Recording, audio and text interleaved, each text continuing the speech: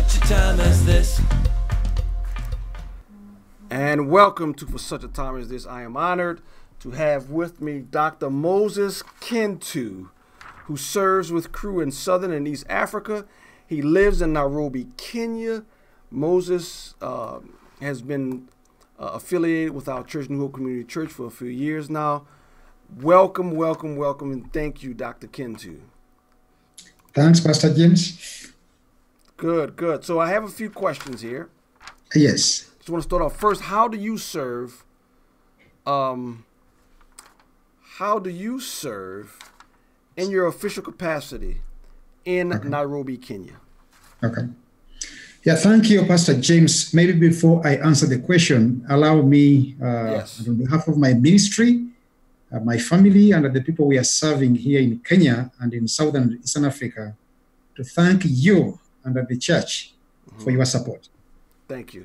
Without that, we wouldn't be able to do what we are doing. Thank you. I have two primary roles. I serve in a seminary, a Campus Crusade for Christ owned and run seminary, known as Nairobi International School of Theology. I teach New Testament and hermeneutics. Okay. I have served in different capacities in the seminary. I've worked as a head of department for biblical and theological studies. I have served as a dean for the entire School of Theology, or Nairobi International School of Theology, and at the International Leadership University. But right now, I'm primarily teaching at the seminary and also helping to train crew staff in the Southern and Eastern African region in the area of biblical and theological studies. I and my wife, Harriet, we coordinate that ministry. Wow. Okay. That's a lot. That's a lot, Moses. How many hours in a day are actually in Nairobi, Kenya? Because it can't be 24. You must have more over in Africa than us. But, it's a good question. By the grace of God, we try to do what we can, but it is indeed a lot of work. Yes, it is. It is. Yes. So you and I, we've spoke before, and I want to get into this issue because what you hear in the United States of America is that Christianity is exploding in Africa, and I hope to God that is true in most parts.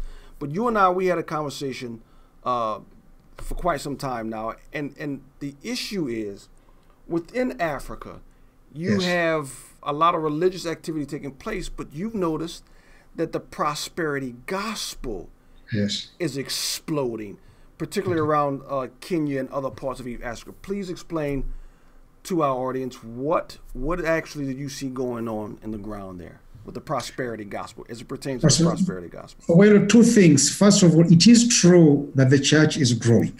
Okay. There is hunger for the word of God. Good. I've been out many times on evangelism with our students in the seminary. Good. And when you go out, people are willing to listen. Churches are being planted.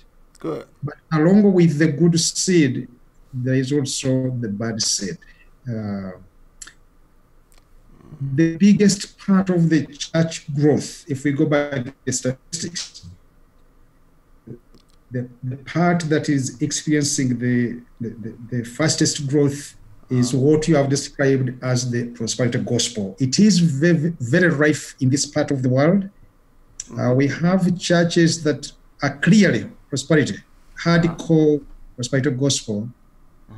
We also have many that would fall in the category of what you call soft.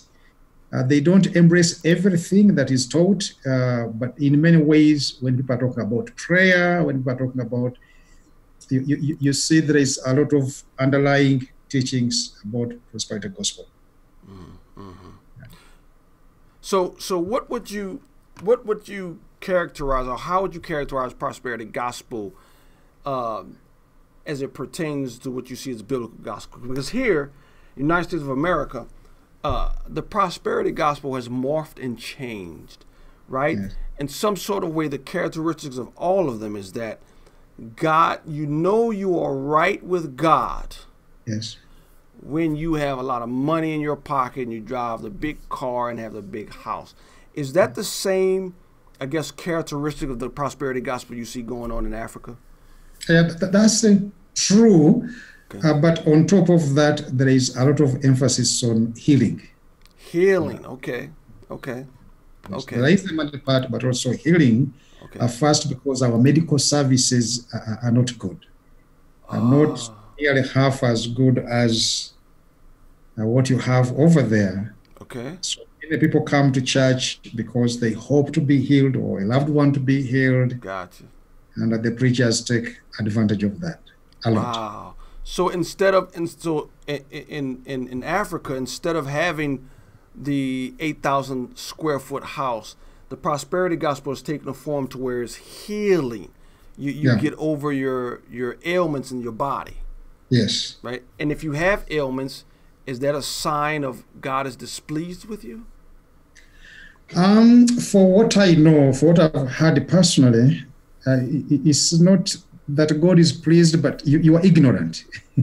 Oh. You have not yet known how to claim your right. Oh. Yeah, if you can come to the man of God and learn how to claim your rights, then it can be well with you. Or maybe you have little faith, so you need some more faith from the man of God. About 3 weeks ago, maybe a month ago, I was preaching in a church in the outskirts of Nairobi. Okay. And the church where I preached, the pastor told me that there was a church in the neighborhood of that church. This is all in Nairobi. Mm-hmm. And in this church, the pastor has a business. Let's call it a business. Okay. In brooms. So if you need to take away your problems, you just buy this broom. Now the broom would cost like the equivalent of, say, 50 cents. Okay. That's the regular market price. But here in this church, you would pay around $15 or $20. And the size of the broom varies with the magnitude of your problems. If they are really big, or if you're really very sick, then you spend more money, you get this broom, you take it home, and you sweep your house. And you sweep out all the illnesses and all the problems. And this pastor told me the other church is big and bigger. It has way more people. And the pastor, as you can tell, is doing very well in the pocket. And let me guess, is this broom blessed? Of course, of course. Brooms get blessed by this pastor. They also bless water, ordinary water, put in a bottle with the blessing of the quote-unquote man of God. What's the cost of a water bottle? You can get it for about $1 here.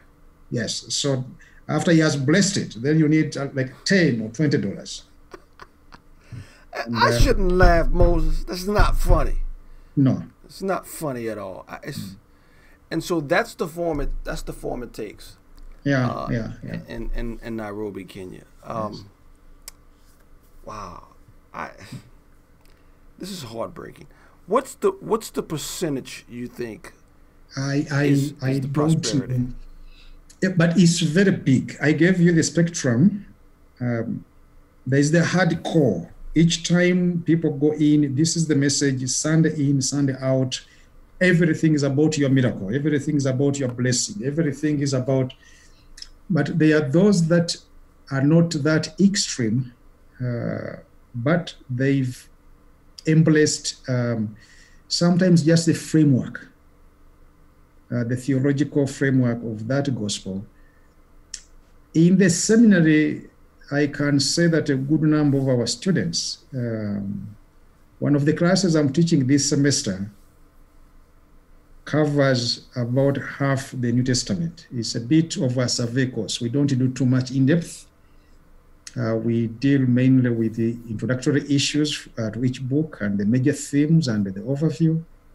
But I do pick major texts and we go in depth. But each time we are going through a text in class, I have some part of the class that will come out strong because doing the proper exegesis exposes the futility. Yes.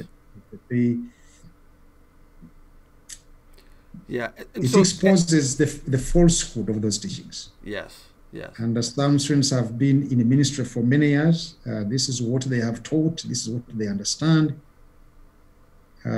So coming and learning how to interpret the Bible correctly, you always go against the current. I've seen this in the seminary, and guess what?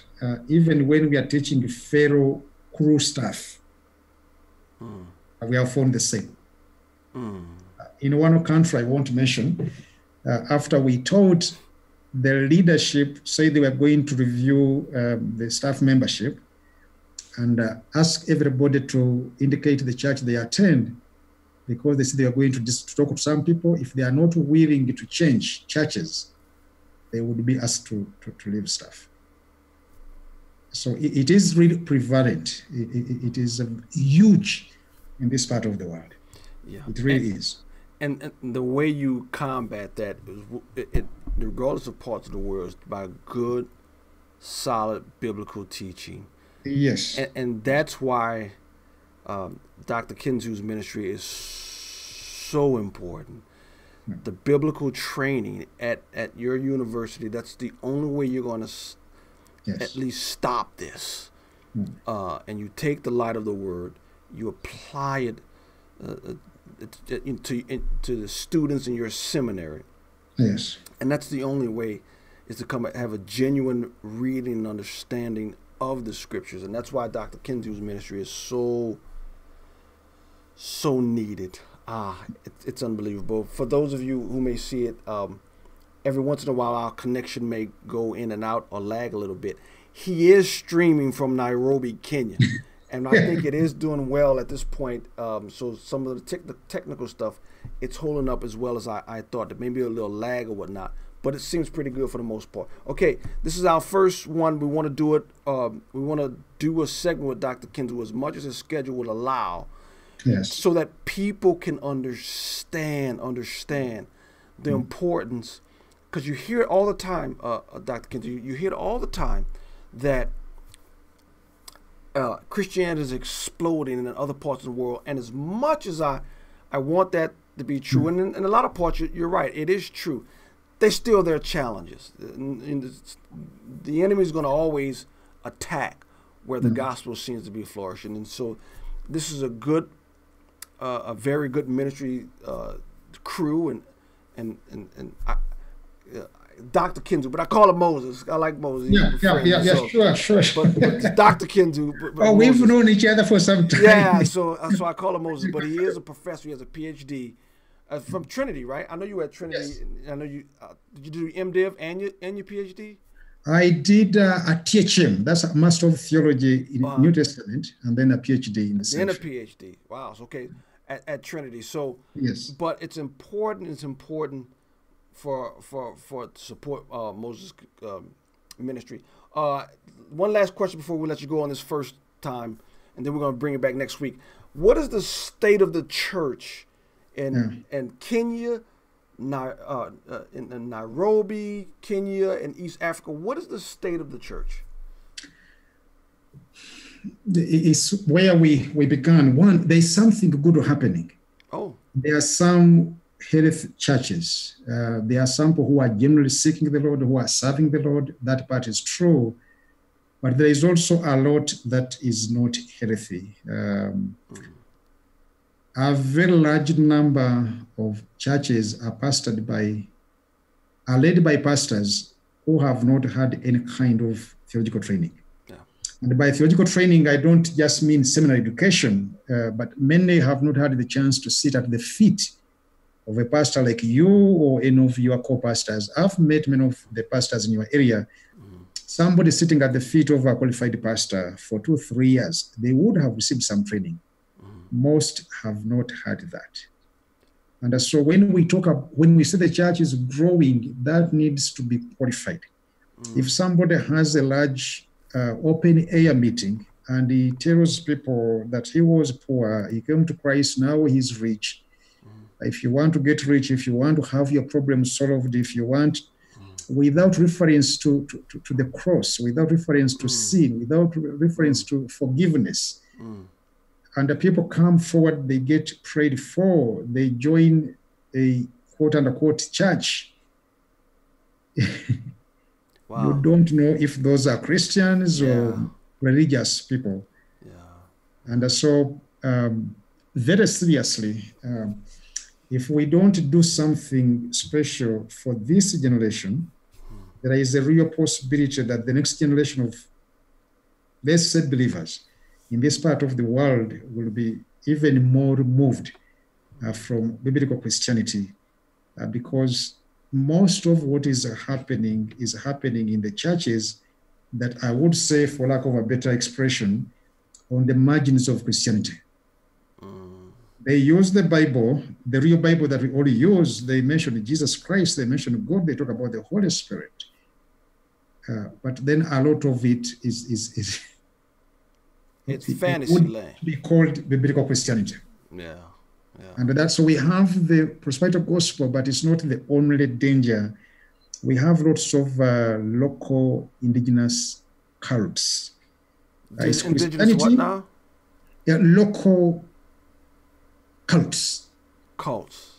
Yes. Oh, okay. Ancestor worship? Or? Yes. All that mixed, especially the prayer movement. People will actually spend days in prayer, but when you come to know that prayer movement is being informed much more by ancestral religions than wow, okay, Christianity. Okay, there is all that. Okay. Yeah. Well, definitely keep Dr. Moses Kintu in your prayers. It's some spiritual things are going on, but again, yes, the church need to be vigilant. And you would help Dr. Kintu, at least pray for him, that the Lord would strengthen him and give him the wisdom and the strength to train those who then go out and pastor churches in East Africa, in Nairobi. Because they come, it's not just Kenya, right? There's people that come from East Africa that comes to your seminary, yes, and gets training, and then goes out to East Africa. So that is a very good ministry to pray for, to strengthen Dr. Kintu and his efforts at the seminary in Nairobi, Kenya. Moses, thank you. We'll see you next week. Yeah, thanks. See you next week here at For Such a Time as This. Good night. Good night. God bless.